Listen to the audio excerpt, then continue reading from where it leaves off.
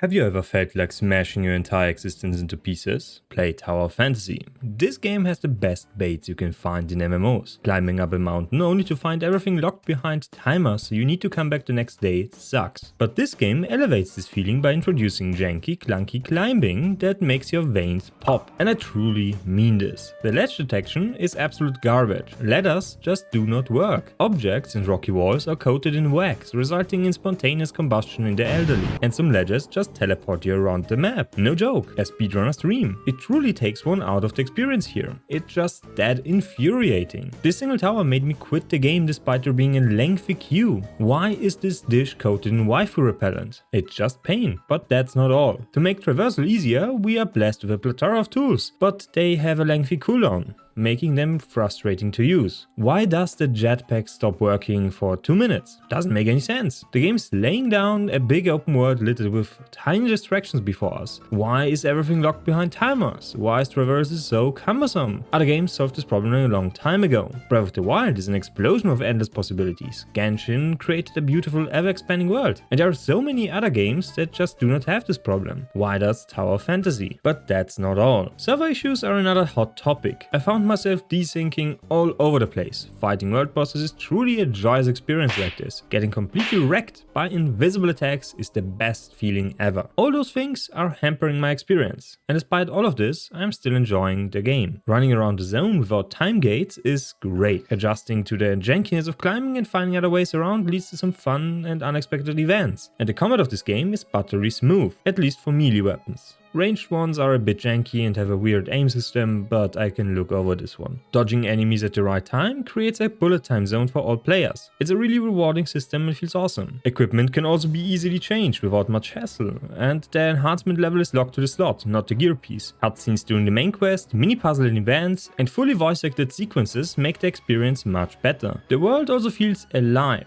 with players running around all over the map. Some are farming mount parts from open world mini bosses, others are enjoying the hunt for treasure, and some are just goofing around. It really reminds me of the 2010s, back when the MMO market was flourishing. It feels like those days. Having a new world to explore with others is something special that I never tire of experiencing. And this is also partially because of the time gate for the main quest. The chapters are unlocked gradually. Hitting a wall just makes you explore, grind and engineer. I also never felt the pressure of losing the main body of players. There was no fear of missing out. Sure, those that have a lot of time on their hands probably do not like that, but I didn't find it egregious. The level cap on the other hand is a different story. It's very restricting, to the point of me having to stop playing so I do not waste experience. I couldn't explore. The endgame is also locked, so no raids, no high level dungeons, no high level endgame zones. Now, some players found a way around this. A high credit score, swiping away at their heart's content, leaving behind everyone else in terms of progression. See, getting the highest tier of weapons is not that hard. SSR weapons are plentiful,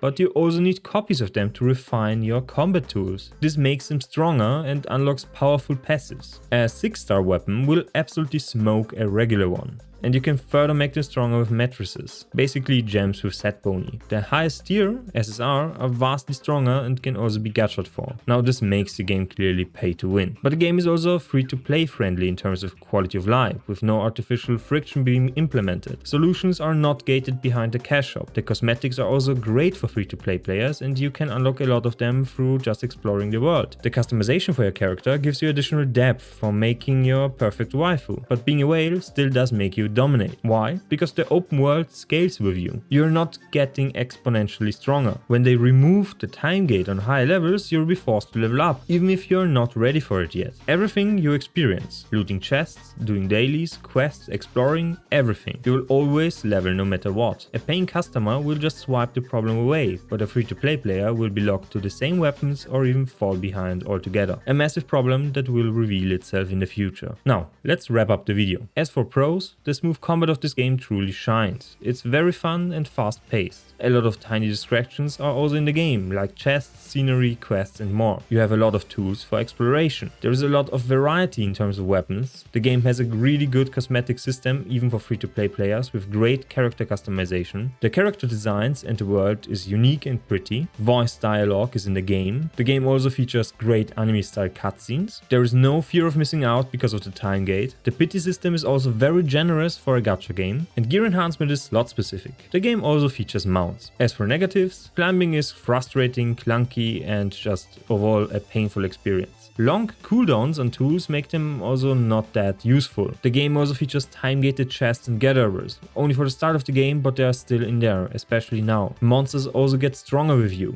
so there is forced scaling in the game. The game can also be considered pay to win, despite a generous free-to-play experience. From what I can see, the content is also very limited at endgame, and the map is rather small. Now my final verdict. Tower Fantasy offers you a great waifu creator, smooth combat and a lot of gatherables in a unique world. The setting at hand is something I didn't know I wanted. This combined with a plethora of multiplayer elements, voice dialogue and animated cutscenes made me forget the pains of the real world. But only for a short time. Time-gated chests baiting you, climbing making life miserable, and long cooldowns on tools make exploration kind of painful. It's still a great game despite its flaws, and I will enjoy it for the foreseeable future, until the content runs out and the next game drops. Make sure to gently press the sub and like button to put an end to my existential pain. Also don't forget to comment. See you next time and bye.